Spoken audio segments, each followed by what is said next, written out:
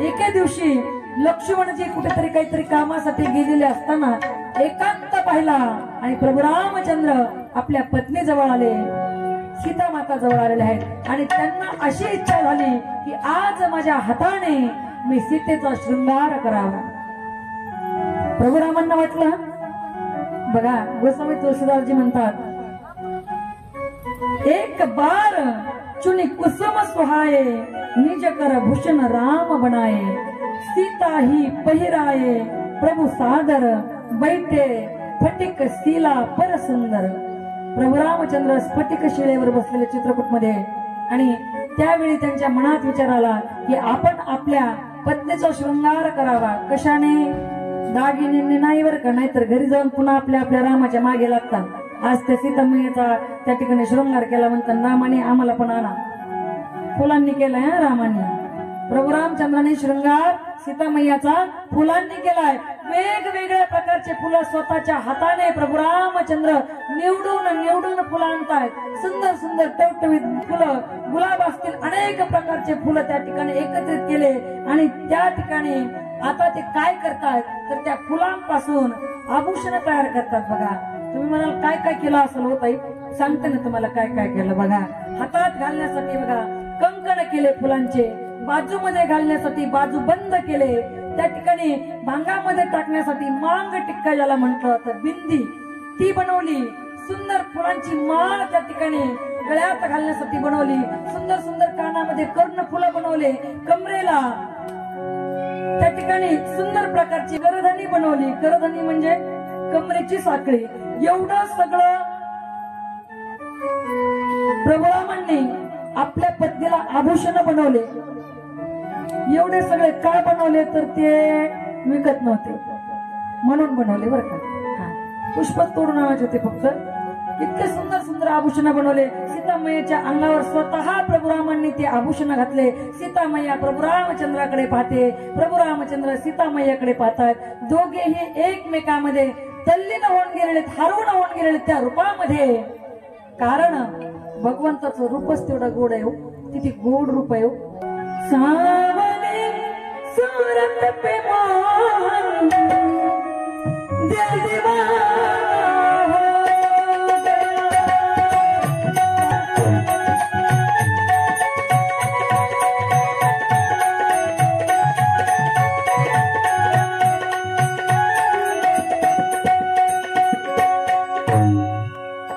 एक तो तेरे नैन तिरछे, दूसरा काजल लगे, तीसरा नजरे मिला दिल दीवाना हो गया. प्रभू रामचंद्राचं ते सावळं रूप पाहिलं आणि माता सीता त्या रूपामध्ये हरवून गेल्या बरं का. सीतामय्या प्रभू रामकडे पाहतायत, प्रभू रामचंद्र सीता मातेकडे पाहतायत. हे सुंदर मंगलमय दृश्य पाहण्यासाठी आकाश मंडलामध्ये सर्व देवी देवतांनी गर्दी केली आणि पुष्पवृष्टी करू लागले सीतामय्या आणि प्रभू रामचंद्रावर. देवांचा राजा इंद्र आणि त्या इंद्राचा मुलगा जयंत नावाचा इंद्रदेवाचा मुलगा होता. त्याच देवामध्ये जे पुष्पवृष्टी करत होते आणि त्या जयंताला वाटलं, तो जयंत म्हणू लागला, अरे म्हणला हा तर बायकोचा मेकअप करतो, हा देव असतोय का? काय म्हणला तो? बायकोचा मेकअप करतोय म्हणे, हा देव आहे का? आणि याच्याच विश्वासावर बसलेत का सगळे देवी देवता? राक्षसाला मारणार आहे, लंकेला जाणार आहे, रावणाला मारणार आहे, दैत्य संपणार आहे, ह्याच्या भरोश्यावर बसलेत का? म्हणले हे सगळे देव. बापरे म्हणले, हे तर बायकोचा मेकअप करण्यात गुंग आहे. कोण म्हणतोय? इंद्राचा मुलगा जयंत म्हणतोय. जयंतानं कावळ्याचं रूप घेतलं आणि त्या ठिकाणी प्रभू रामचंद्र त्या स्फटिक शिळेवर बसलेले आहेत ना, त्या ठिकाणी आले. प्रभू रामचंद्र उभे आहेत, माता सीता खाली बसलेले आहेत. प्रभू रामचंद्र माता सीताकडे पाहतायत आणि माता सीतेचं लक्ष गेलं कावळा बनून आलेल्या जयंतावर. माता सीता आता विचार करते, हा जयंत इथं का बरं आला असेल? आपल्याला वाटतं कधी अनपेक्षित व्यक्ती आपल्या घरी आली तर आपल्याला वाटतं हा का बरं इथं आला असेल, हा ना? याचं आपलं तर पटत नाही.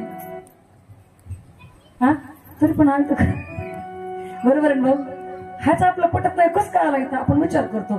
तसं सीता मैया विचार करू लागली, हा जयंत इथं कसा आला. जयंताला काय वाटतंय, आम्ही तर कावळ्याचं रूप धरलंय. आणि तसंच असतं हो. काय असतं, मांजरना डोळे मिटून दूध पिती. तिला वाटतं मला कोणी, डोळे तिचे मिटलेले असते तर, पण तिला वाटतं सगळ्या जगाचे डोळे मिटलेत का काय. डोळे कोणी मिटवले तर मांजरीने. आणि मांजरीला काय वाटतं, जगाचे डोळे मिटले तर. म्हणजे आपण डोळे मिटले म्हणजे जगाचे डोळे मिटत नसतात. जग आपल्याकडे उघड्या डोळ्याने पाहत असतं. म्हणून आपण आपलं कर्म करताना कधीही चुकीचं कर्म करूच नाही. सुंदर भजन आहे बघा एक. पिते डोळे दूध जात मांजराची मन चोर जाता करे.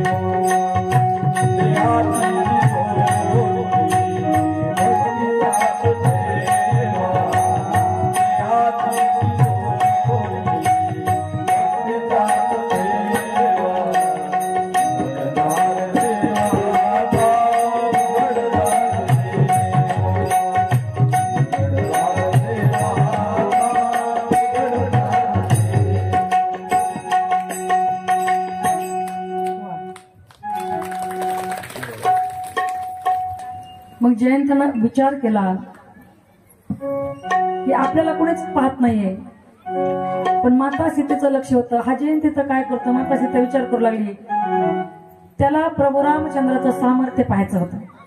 काय पाहायचं होतं, प्रभू रामचंद्र किती शक्तिशाली आहेत. खरंच हे राक्षसांना मारून त्या लंकेमध्ये जाणार का, रावणाला संपवणार का, सगळ्या गोष्टी हे करू शकतात का, हे पाहण्यासाठी तो जयंत कावळ्याचं रूप घेऊन तिथं आला होता. सामर्थ्य पाहायचंय प्रभूचं. आणि त्यानं काय केलं की सीता मैया ज्या ठिकाणी बसली होती, उडत उडत उडत तिथं आला आणि आपल्या धारदार चोचीनं माता सीतेच्या पायावर चोच मारली. आणि त्या चोंची मधून, मारलेल्या चोंची मधून, त्या जागेमधून भळ भळ भळ भळ भळ असं रक्त निघू लागलं. सीता माता व्याकुळ झाली. व्याकुळ झाली तरी सुद्धा ती काहीच बोलली नाही. कारण तिने विचार केला की हा जयंत आहे, मी जगतजन्य आहे, मी जगाची जननी, जगाची माता असल्या कारणानं हा जयंत सुद्धा माझाच मुलगा आहे. आणि जर मी प्रभूला काही सांगितलं तर प्रभू एका बाणात त्याला मारल्याशिवाय राहणार नाहीत. म्हणून ती गप्प बसली. पण प्रभूला समजलं, कारण सीता मैयाच्या पायाला लागलेल्या त्या दुःखातून रक्त ओघळू लागलं. आणि ते ओघळलेलं रक्त जवळच बसलेले प्रभू रामचंद्र त्यांच्या पायापर्यंत आलं. त्यांनी बाण काढला आणि जयंताच्या दिशेने भिरकवण्याचा प्रयत्न करू लागले. आता जयंत पुढे पळतोय, जयंत पुढे आहे, प्रभूचा बाण मागे, कावळ्याचं रूप टाकलं, स्वतःच्या रूपात आला आणि आपल्या वडिलांकडे गेला, इंद्रदेवाकडे गेलेला आहे. इंद्रदेवाला सांगितलं, तात तात रक्षक, माझं रक्षण करा. इंद्राने विचारलं, काय करणार आहेस, कुठून. तेव्हा सांगितलं, श्रीरामाच्या असणाऱ्या पत्नी सीतामाईला चोच मारली आणि त्यांनी सोडलेला बाण माझा पिछा करतोय. इंद्राने सांगितलं, तुझं तू बघून घे, इथे थांबू नको, निघ पटकन. ब्रह्मदेवाकडे गेले. ब्रह्मदेवाला सांगितलं, बाण माझ्या मागे आहे. ब्रह्मदेवाला सांगितलं, अरे प्रभूने एक बाण मारलाय, आत्ताच्या आत्ता पण गेला नाही तर मी दुसरा बाण मारेल. त्याने जयंताला पळावं लागलं. 14 भुवन 3 लोकांमध्ये जयंत पळत होता, पण त्याला कुणी बेस सुद्धा म्हटलं नाही. विचार करा, एखादा दुसरा कुणी आपल्या मागे लागला तर आपण प्रभूकडे जाऊ शकतो, पण प्रभूचाच बाण मागे लागल्यावर जायचं कुठं, कुठे जायचं. 14 भुवन 3 लोक फिरून फिरून जयंत आता व्याकुळ झालेला आहे. इकडून तिकडे तिकडून इकडे पळतोय. आणि एक गोष्ट लक्षात ठेवा, जीवनामध्ये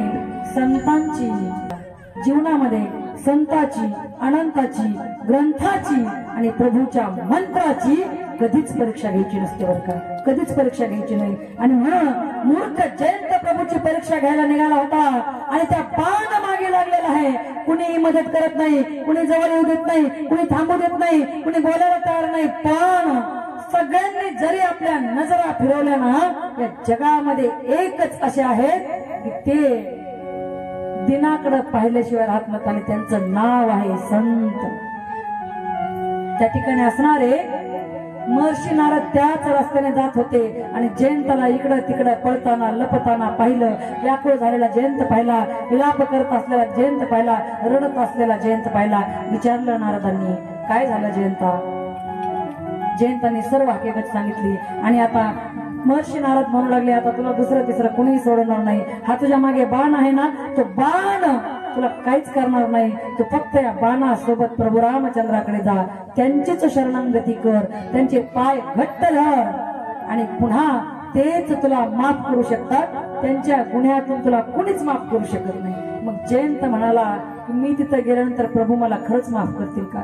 तेव्हा नारदजी सांगू लागले, प्रभूचा स्वभाव असा आहे, कितीही पाप्यातला पापी जेव्हा शरण जातो ना, त्यांची शरणागती पत्करतो, त्याला ते जवळ करतात, हृदयाशी लावतात. शरण जावे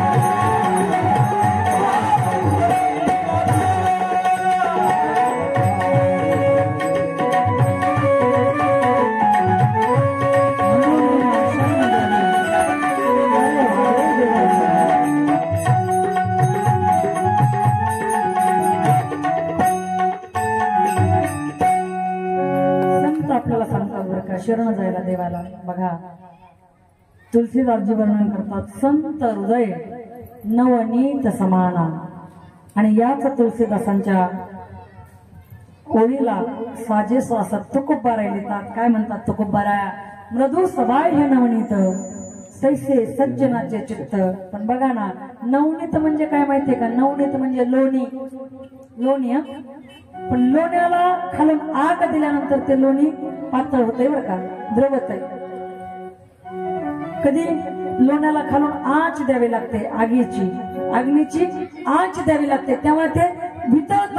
पण संत महात्मे दुसऱ्याचं दुःख पाहून वितळतात. मनामध्ये ते विचार करतात की याचं दुःख कसं कमी करता येईल आपल्याला. खऱ्या अर्थानं नारद देखा विकल जयंता, लागी दया कोमल चित्त संता. आणि त्या कोमल चित्त असणाऱ्या संताच्या मनाला वाटलं आणि त्यांनी त्या जयंताला सुंदर मार्ग सांगितला, उपाय सांगितला. जयंत गेलेला आहे त्या ठिकाणी आणि म्हणू लागला प्रभूला, हे प्रभू, माझ्या कर्माचं फळ मला भेटलंय. आता मी तुमची शरणागती पत्करली, तुमच्या पायाजवळ आलोय. तुम्ही मला आता स्वीकारा नाहीतर दुत्कारा, पण मी तुमचा आहे. जन्मदाता तूच विश्व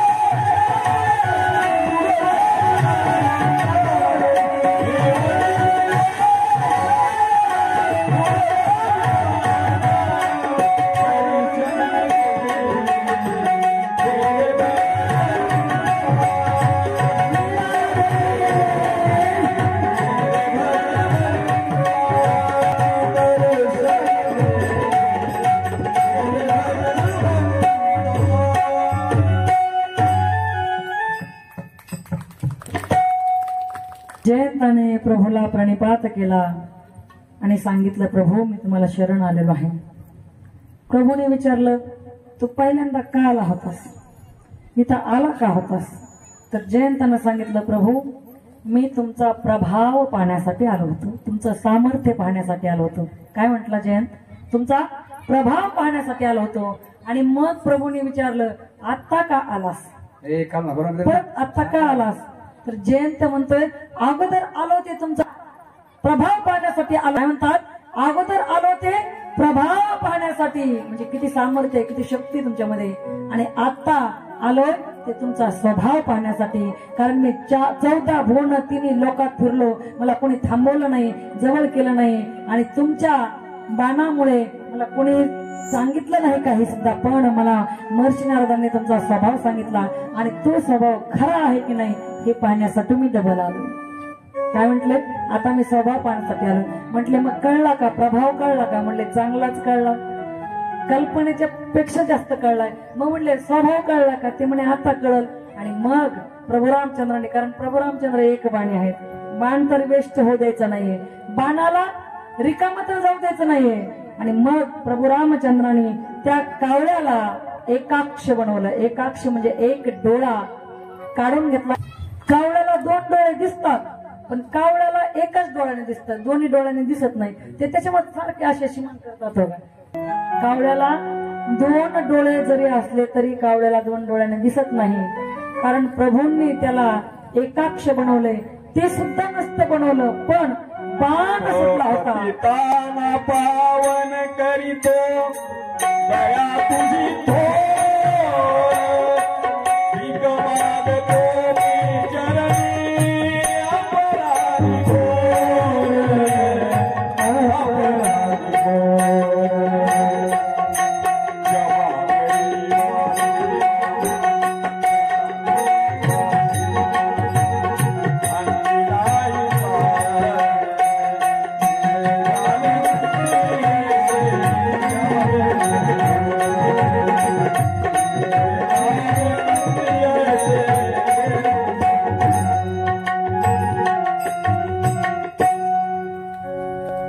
तुम्ही पांडुरंगा फक्त एक दान, मिळे जाणे मुक्ती ऐसे द्यावे मज ज्ञान. बघा त्या ठिकाणी त्या जयंताला एकाक्ष बनवून त्याला सोडून दिलेला आहे. एक डोळा त्याचा काढून घेतला, म्हणजे दृष्टी काढून घेतली आणि एकाक्ष बनवून त्याला पाठवलेला आहे. पुढे